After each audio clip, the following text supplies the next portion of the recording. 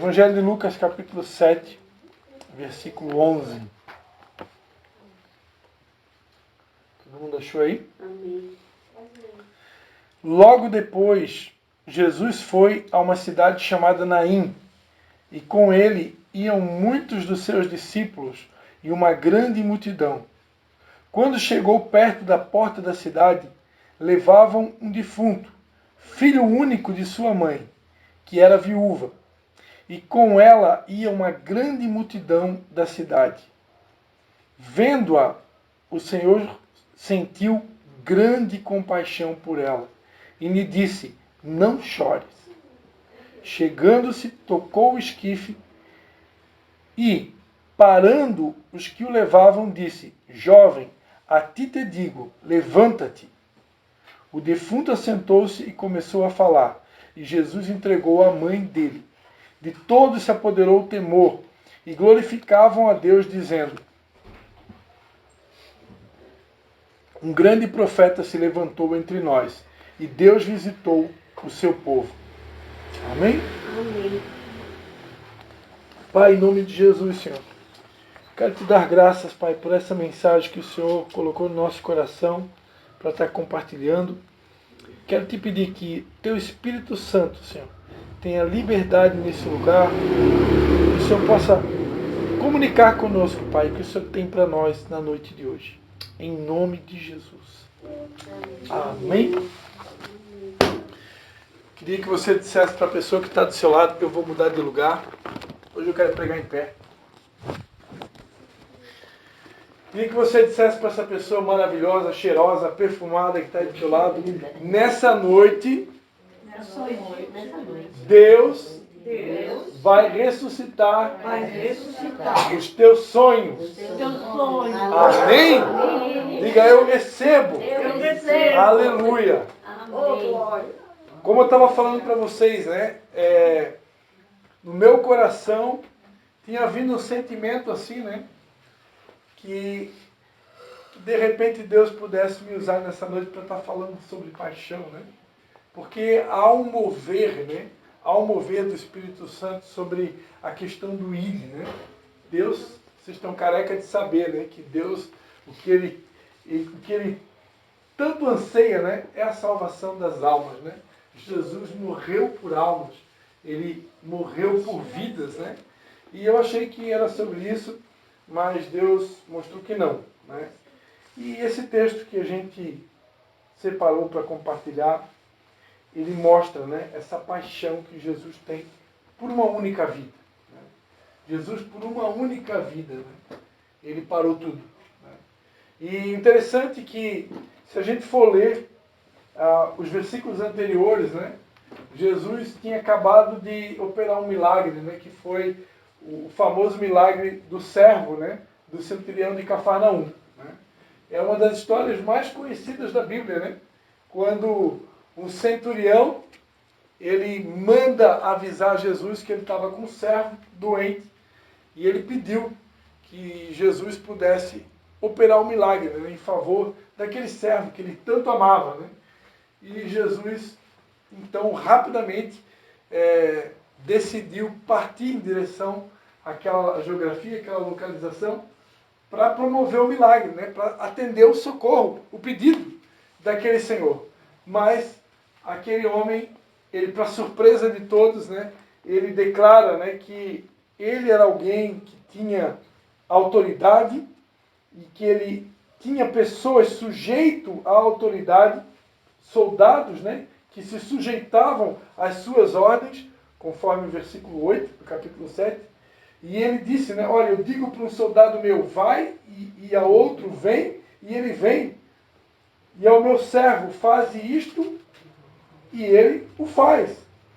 Então, resumindo, se eu tenho autoridade, eu falo para um servo meu, para um empregado meu, um soldado meu, vai e ele vai, vem e ele vem, o Senhor Jesus, que tem toda a autoridade, né, que tem todo o poder, se o Senhor der uma palavra de ordem, à distância daí onde você está, eu tenho certeza que o meu servo vai ser curado. Você nem precisa vir na minha casa, até porque eu não sou digno do que o Senhor entre na minha casa. Né? Porque aquele centurião deve ter pensado, né? Eu sou um mero pecador, né? Eu sou um mero cidadão, uma pessoa comum. Mas Jesus não vê assim. Né? Os olhos de Jesus são olhos de amor. Ele nunca vê alguém como sendo alguém comum. Né? E ali Jesus vai dizer, olha, nunca em Israel achei tamanha fé. É uma das frases mais incríveis da Bíblia, né? Jesus vai declarar, eu nunca vi ninguém com tanta fé. Porque tem pessoas, à época, que eu imagino que nem Jesus presencialmente, olho ao vivo, eles acreditariam, né, que Jesus pudesse fazer um milagre. Né? Imagina os que eram parentes dele, né? Piorou. Né? Porque para os parentes, né, é aquela coisa, né? Não, mas eu te conheço. É o filho de Maria, é o filho de José, é o filho do carpinteiro. Né? Então, para os parentes era mais difícil ainda acreditar, né, que ele pudesse fazer alguma coisa.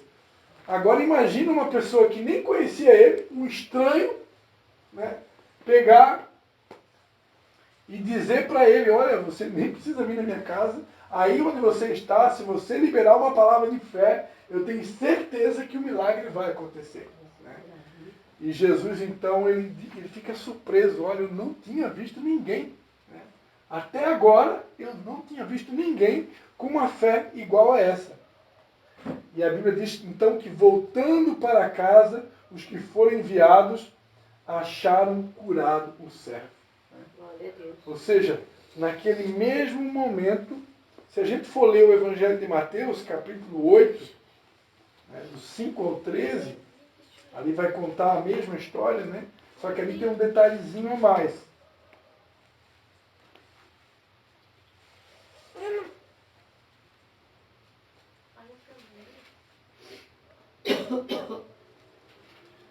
No versículo 13 de Mateus 8 diz, né? Então disse Jesus ao centurião, vai e seja feito conforme a tua fé. Naquela mesma hora o seu criado ficou são.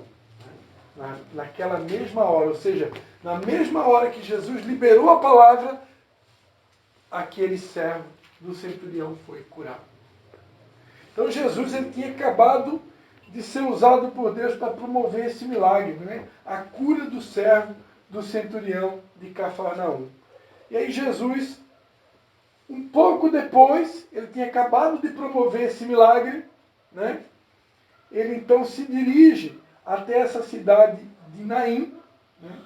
Essa cidade de Naim, ela ficava, pelo que eu estive estudando, aproximadamente 9 quilômetros, a distância da cidade de Nazaré, cidade de Jesus, né? E ali, quando ele chega, em algumas Bíblias diz portal e outras diz porta, né? Quando ele chega no portal da cidade, a Bíblia diz, né, que ele estava acompanhado dos seus discípulos e de uma grande multidão. Provavelmente Jesus já estava operando milagres, né? É sempre bom lembrar que nem todos os milagres que Jesus fez estão na Bíblia, né? Então, possivelmente, a essa altura aqui, Jesus já tinha realizado milagres, né? Para poder explicar como tinha a cura do homem das mãos ressequidas, né? Ali no capítulo 6 de Lucas, esse está registrado. A pesca milagrosa já tinha sido feita, cura de um leproso já tinha sido feita, cura de um paralítico, né? Já muitos milagres já tinham sido feitos. Né? E aí, o resultado daquela montoeira de milagre, muitos discípulos e uma grande multidão seguindo Jesus. Então, eu quero declarar que está inaugurado um tempo de milagres e esses milagres vão atrair a multidão também, né? Multidão de São João Batista, multidão de Nova Trento, multidão de Canelinha, multidão de Tijucas, multidão de Major Gersino. Vai se cumprir a promessa que Deus fez sobre a nossa vida, né? Só quem acredita dá um glória a Deus. Glória a Deus. Aleluia. Depois de a gente passar tanto prova, tem gente que nem acredita mais, né? Aleluia. Mas eu ainda acredito. Embora que as nossas forças vai no zero, né? Mas, amados, então uma grande multidão acompanhava Jesus. E quando ele chegou perto do portal da cidade, ele viu que estavam levando um defunto. Né? Jesus se deparou com a morte. Né? E só que não era uma morte comum. Jesus se deparou com um morto. Bem no portal, né? O portal, eu aprendi, né, que um portal é um lugar de acesso, né? O portal é um lugar onde no mundo espiritual ele tem um significado. Né? Nós que somos cristãos, nós temos que prestar atenção no lugar onde a gente pisa os nossos pés. Né? Nós não podemos entrar em todo e qualquer ambiente. Né? Tem ambientes que são verdadeiros portais. Né? E eu fui repreendido por Deus recentemente por ter entrado num determinado lugar. Eu contei isso numa outra pregação. Eu e minha esposa, a gente estava lá na cidade de Chapecó comendo frango frito, né? Num determinado lugar, e eu acabei entrando num determinado ambiente, num local onde vendia bebida quente, para comprar uma bebida para a Paty, e depois de um tempo, eu nem contei isso para ela, mas Deus me repreendeu por ter colocado o pé naquele lugar. Porque aquele local provavelmente era um local talvez consagrado, né? Porque é um lugar que só vendia bebida, a maior parte das bebidas era bebida quente. Né? Era uma tabacaria, estavam lá só fumar. Olha só, era uma tabacaria, nem lembrava mais desse detalhe. E Deus me cobrou de ter entrado naquele lugar, Deus me repreendeu. Então, existem ambientes que nós não podemos acessar. Né? Por mais que a gente tenha até uma motivação correta, eu vou ganhar as pessoas para Jesus naquele lugar. Né? Mas tem lugares que são verdadeiros portais do inferno. Né? E portais... Mas pelo testemunho, né? Porque se alguém visse ele, apesar de a gente estar em outra cidade, 9 horas daqui, mas mesmo assim, né? Saindo da tabacaria. Vai saber, né? Vai saber. E, então, o portal fala de um lugar de acesso no mundo espiritual, né? Então, tem geografias, né, e datas específicas onde um verdadeiro portal do céu se abre sobre a terra. Né? E eu quero aproveitar esse gancho aqui para abrir um parênteses, né, e falar do nosso encontro das águas que está se aproximando. Né?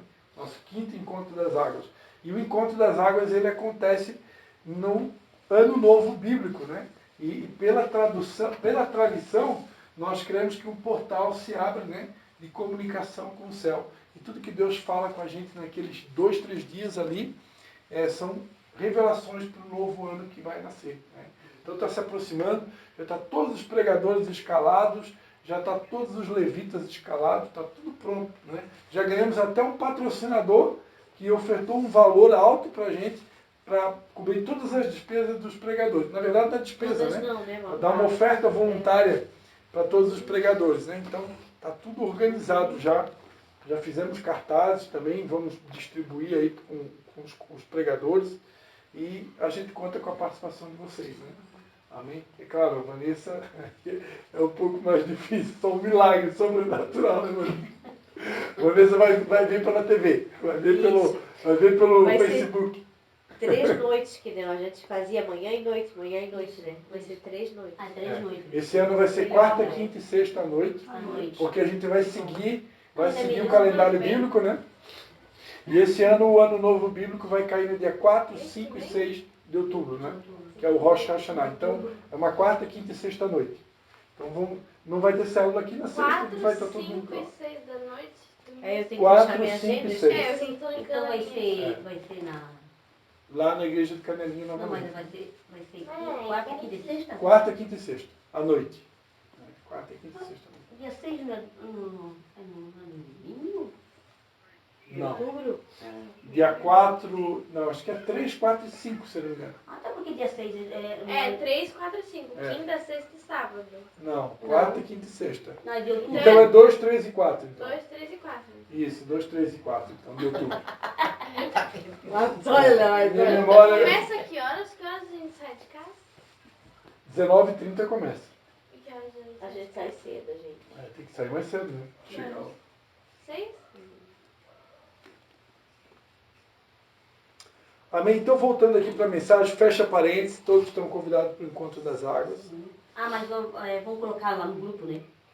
Sim, eu vou pedir ajuda de todas vocês para ajudar a organizar, né? Que eu vou estar trabalhando também. Quarta, quinta.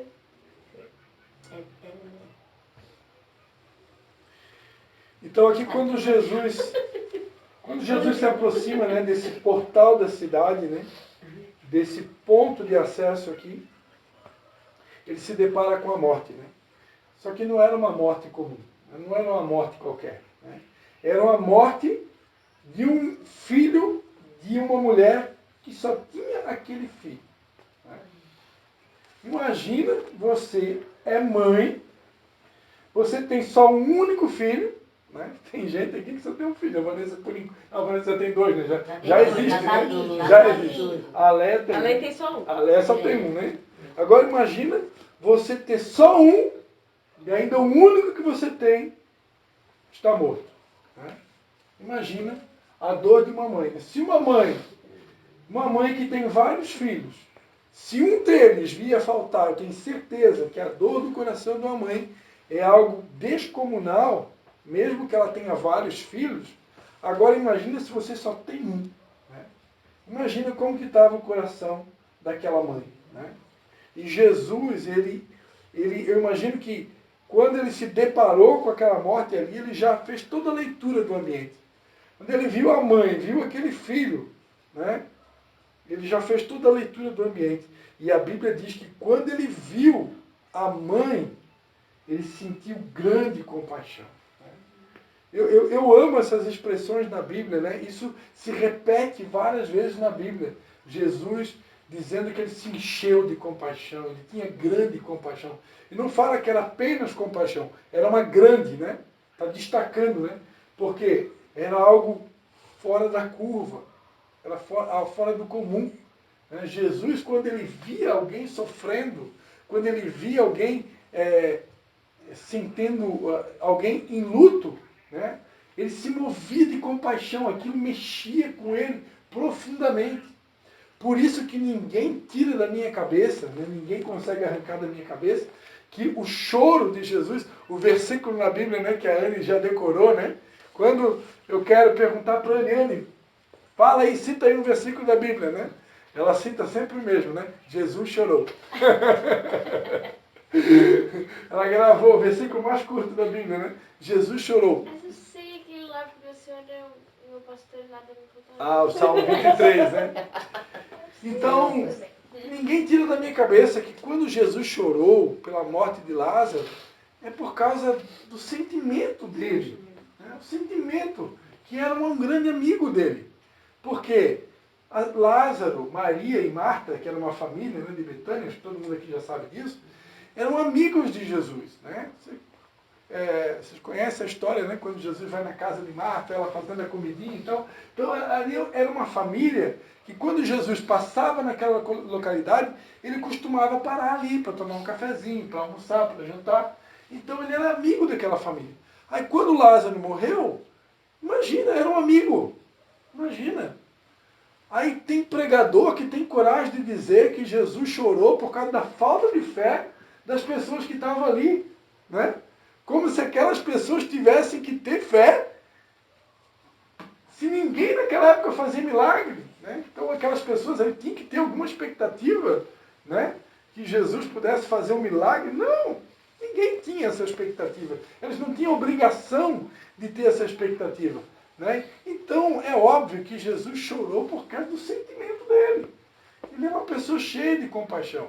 E se a gente for ver o caso de Lázaro, né? A Bíblia diz que ele se perturbou no espírito, né?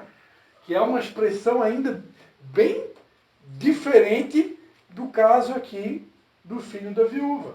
Porque no caso ali era um amigo dele, né? Então o espírito dele ficou perturbado. Eu imagino que Jesus, o espírito dele ali se remoeu por dentro, né? Porque uma coisa, Deus já tinha falado com ele, que ele ia chegar lá.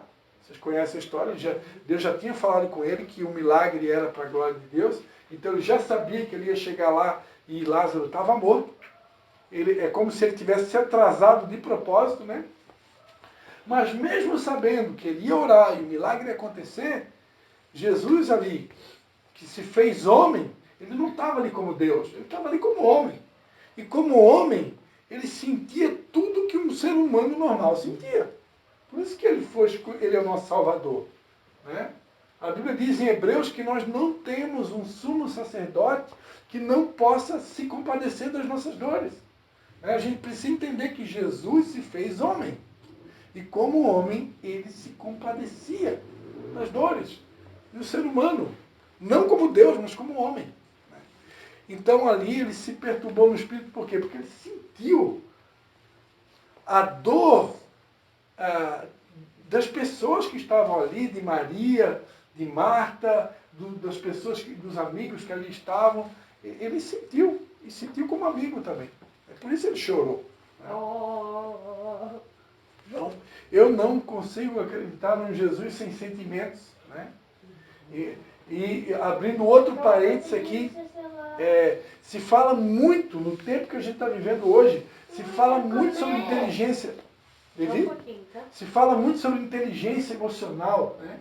Não sei se vocês acompanham, né? É um assunto que é muito falado nos dias de hoje. Inteligência emocional. O que é inteligência emocional? É você ter o controle das tuas emoções. Isso tudo é muito bonito, né? Ter o controle das emoções. Eu sou pastor, então as pessoas não podem me ver chorando pelos cantos, né? Eu tenho que demonstrar que eu sou forte e tal. E eu sou crente, então eu tenho que demonstrar que eu sou uma fortaleza, eu sou uma águia. Então tudo isso é muito bonito, né? É muito bonito tudo isso. Só que na prática, tem hora que eu preciso chorar. Então na prática, se eu estou passando por um luto, eu vou usar uma inteligência emocional agora, eu não vou chorar, porque ainda que a figueira não floresça e o produto da oliveira minta e as ovelhas sejam exterminadas, né, eu me alegro no Senhor. Na teoria é muito lindo isso, né? Na teoria é muito lindo, mas na prática não funciona assim. Na prática, se o meu melhor amigo morreu, na prática, se o meu filho morreu, eu tenho mais é que chorar. E de preferência chorar bastante, né? Porque o choro cura. Né? O choro restaura a alma, o choro alivia. Né? Pessoas que não choram os seus lutos, elas ficam com traumas nos sentimentos. Né? Então eu preciso chorar. Né? Às vezes a pessoa não... muitas pessoas aqui, todo mundo aqui tem certeza que já experimentou algum tipo de luto, né? Às vezes a gente não vai chorar necessariamente no dia, né? No dia a gente chora um pouco, de repente a gente recebe uma anestesia de Deus ali, que nem chora talvez o tanto que deveria chorar, né? Mas depois, quando passa, né? Aí vem a saudade, e aí vai chegar o momento, né? É que nem tirar uma casca da ferida, né? Enquanto a gente está com uma ferida que tem uma casquinha, tu toca nem sente tanto, né? Porque tem uma casquinha ali. Mas quando tira a casca, meu Deus, parece que o teto caiu, né? E assim é o luto, né? Quando chega o tempo de chorar, que a Bíblia fala que tem um tempo de rir e tempo de chorar. Quando chega o tempo de chorar, eu preciso chorar. Para que haja cura. Né? Nós estávamos falando ali antes sobre a Nívia Soares, né? Que o que ela ministrou naquele dia foi compaixão, né? Que foi o dia que ele falou, né? Olha como as coisas dão certo, né? Fomos dar um exemplo dos 2 minutos e lembrei do que ela ministrou naquele dia, que foi compaixão. Né? Que a gente tivesse compaixão das vidas, das almas, né? Ela ensinou que era muito bonito você estar aqui numa plataforma, ela falou. Né? Todo mundo quer estar na plataforma, mas se encher de compaixão e cuidar do mendigo, da viúva, do órfão, cuidar de quem está preso, de quem está doente, de quem está morno, ajudar as pessoas, né, no sustento. Misericórdia. Né? Então, ela ministrou sobre isso, né, que a gente tivesse compaixão. Falou sobre a justiça de Deus, falou sobre as pessoas que fazem a obra do Senhor escondida, né, que ninguém vê, mas que estão lá cuidando de várias crianças abandonadas. Ela falou muito sobre isso naquele dia, né? E é o mesmo sentimento que há em Cristo, né? Essa compaixão que ele teve pela dor daquela pessoa, né? E o amor, como o amor vai esfriando, né? E a Bíblia diz que nos últimos dias ia esfriar. Eu sempre oro assim, Senhor, me dá mais amor, né? Um amor não fingido, um amor que realmente eu sinta a dor, né? Se o meu irmão está sofrendo, eu possa sentir a dor que ele está sofrendo, né? Que eu tenha essa compaixão mesmo por ele, né? Não é fácil, mas... Amém, queridos? Amém. Então Jesus é essa pessoa, né? Cheio de compaixão. E aqui no caso ele sentiu grande compaixão e ele disse para a mãe, né? Não chores. Então, quero dizer para você na noite de hoje, né? Não chore. Amém? Amém. Mas, como eu falei agora há pouco, né? Quando é o tempo de chorar, eu preciso chorar. Né? Mas chega uma hora na nossa vida que eu creio que Jesus ele vai dizer agora, não chores mais. Né? Não chores mais porque chegou o tempo da restituição, chegou o tempo da bênção, chegou a hora do milagre, chegou o tempo da virada, e eu creio que é isso que Deus quer comunicar conosco na noite de hoje. Né? É como se Jesus estivesse aqui falando, eu sou apenas um vasinho, né? Dizendo, ó, não chores porque eu estou colocando um fim na tua dor, eu estou virando uma chave, eu estou começando uma nova fase, é um tempo de alegria, é um tempo de milagre, os teus sonhos vão se realizar, promessas que estavam guardadas vão se cumprir, então não chores. Amém? Amém. Não chores mais. Porque quando Jesus chega, seja a morte, seja o caos, seja o problema, tudo é mudado. E a Bíblia diz então que ele tocou no esquife, né? Eu ouvi há muitos anos atrás uma pregação do pastor Marco Feliciano, que ele dizia, né, que ele não acredita que Jesus tocou no esquife. O esquife era um caixão, né? É um tipo de um caixão, né? Só que não é um caixão igual esse que a gente vê nos dias de hoje, né? Era um tipo de um estrado de madeira, né, para transportar cadáveres, né? Então, a Bíblia diz aqui que ele tocou no esquife, por quê? Porque pela tradição, jamais, né, uma pessoa como Jesus, né, um rabino, ele poderia tocar num cadáver, né? Porque segundo a Bíblia fala lá em Números, né, se alguém tocar num cadáver, ela fica contaminada durante 7 dias. Né? Ela é declarada imunda. Então, se Jesus tocasse no cadáver, ele ia ser considerado uma pessoa imunda. Então, pela tradição judaica, Jesus jamais, né, poderia tocar. Mas o pastor Marco Feliciano, ele tem certeza que Jesus tocou no corpo mesmo. E eu também acredito. Porque Jesus está acima. Ele está acima de qualquer tradição. Né? Ele é o alfa e o ômega, ele é o princípio e o fim, ele é a vida. Né? Então eu creio que por causa da grande compaixão dele, ele foi tocando já direto no defunto. Né? Não tocou apenas no caixão. Né? E quando Jesus tocou, ele parando os que o levavam, né? Jesus, interessante aqui que Jesus não só tocou, né, no esquife, mas ele parou todo mundo que estava com ele. Jesus paralisou. Jesus parou tudo, parou o negócio, né? Fez igual o caso de Josué lá, né? Quando Deus parou o sol, né? É isso, né? Aqui Jesus parou o cortejo fúnebre, né? Ele parou tudo e disse, jovem, a ti te digo, levanta-te. Né? Nessa noite Jesus está nos dizendo, levanta-te. Levanta-te, né? O tempo de cantar chegou. Né? E o defunto então assentou-se e começou a falar e Jesus entregou a mãe dele. Amém, queridos? Quero convidar você a ficar de pé. Eu quero orar nesse momento. Amém?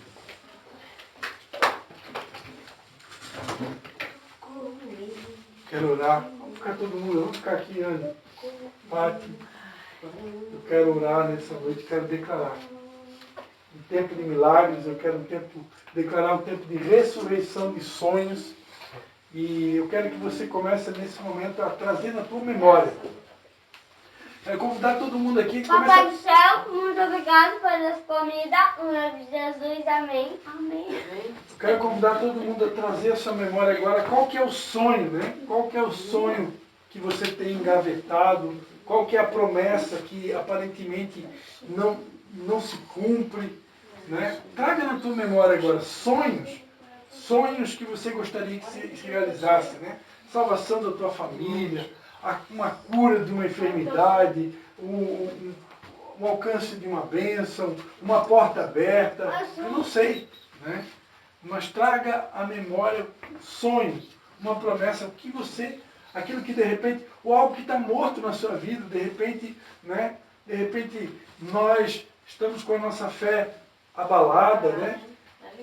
Diante de tantas provas que passamos, a nossa fé ela fica abalada, a nossa esperança já não é mais a mesma, nossa alegria não é mais a mesma, a gente já nem acredita mais do que Deus é capaz ainda de fazer, né, nas nossas vidas, né? E Deus nessa noite ele quer restaurar isso, né? Colocou no meu coração que é um tempo onde Ele vai ressuscitar sonhos, é um tempo de restituição, e grandes coisas estão por vir. Amém? Eu ainda não aprendi para tocar essa música, mas tem uma música, né? O Fernandinho que diz, né? Grandes coisas estão por vir, grandes coisas vão acontecer nesse lugar. Amém?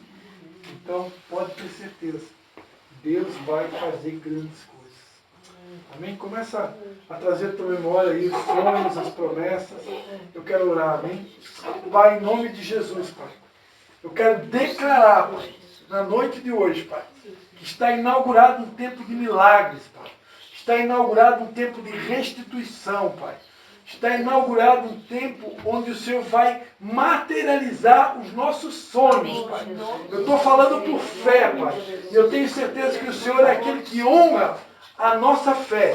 E assim como o Senhor honrou a fé daquele centurião, Pai, eu tenho certeza que o Senhor vai honrar a nossa fé, Pai. Em nome de Jesus, amém. Em nome de Jesus, amém. Amém. Aleluia, Pai. Eu quero declarar, Pai, nesse tempo, Pai, que o Senhor vai estar realizando os sonhos da Ana Cristine, os sonhos da Leia, Pai, as promessas e sonhos na vida da Leia, da Anne, sonhos e promessas na vida do Marco Antônio, sonhos e promessas na vida da Dona Vera, da Pastora Vera, sonhos e promessas na vida do Mateus, sonhos e promessas na vida da Vanessa, sonhos e promessas, Pai, na vida, Pai, da mãe do Mateus, Pai. Aleluia, Senhor Deus, em nome de Jesus. Sonhos e promessas, Pai, na vida da Patrícia. Pai, nós queremos, Pai, se possível, Pai, te pedir um milagre também na vida da Dona Inácia. Pai, enquanto a vida é esperança, Senhor, nós te pedimos, Pai, que o Senhor venha cessar toda essa dor, Pai. Se o tempo dela estiver chegando ao fim, Pai, que o Senhor providencie, Pai, que ela venha partir para agora, Pai, de uma maneira tranquila e paz. Caso contrário, Pai, promove o milagre, Pai, e acrescenta a vida dela aqui na terra, Pai. Tu és o Deus do impossível, Senhor. Assim como o Senhor ressuscitou Lázaro, Pai. Assim como o Senhor ressuscitou, Pai, o filho da viúva de Naim, Pai. Tu podes também promover o sobrenatural na vida da minha sogra, Pai. Porque tudo é possível para ti, Senhor. Tu és o dono da vida, Pai. Tu disseste, Pai, para Marta, se creres, verás a glória de Deus. Nós cremos, Pai, que Tu podes, Pai. Tu podes, Pai. Oh Deus, ressuscita todos os nossos sonhos. Restaura as promessas. Em nome de Jesus. Na vida de todos aqui que estão e também na vida daqueles que vão ouvir essa mensagem através dessa gravação, Pai. Eu quero declarar, Pai, um tempo de restituição, um tempo de restauração de sonhos, um tempo de cumprimento de promessas, um tempo, Pai, onde aquilo que o olho não viu, aquilo que o ouvido não ouviu, aquilo que não jamais chegou ao coração do homem, será alcançado por todos os teus filhos, ó Pai, porque o Senhor é bom e o teu amor dura para sempre. Em nome de Jesus. Amém. E amém. Glória a Deus. Aleluia. Glória a Deus.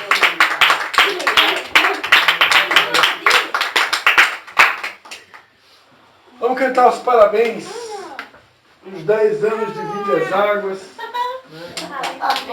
7 de setembro, há 10 anos atrás, lá nos fundos da casa da pastora Vera, né?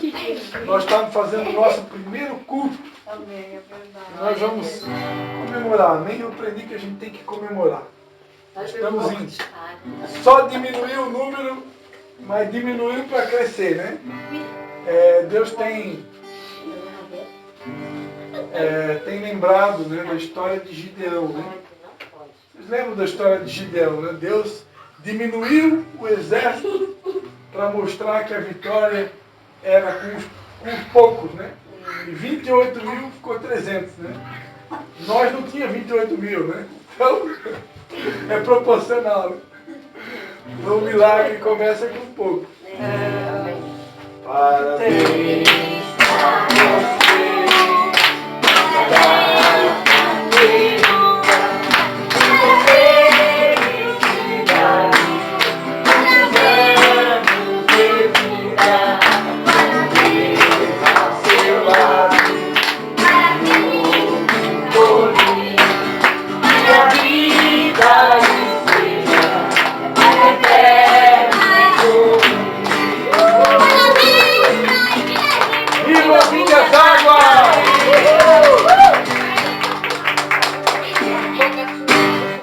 Dê um abraço ao seu irmão.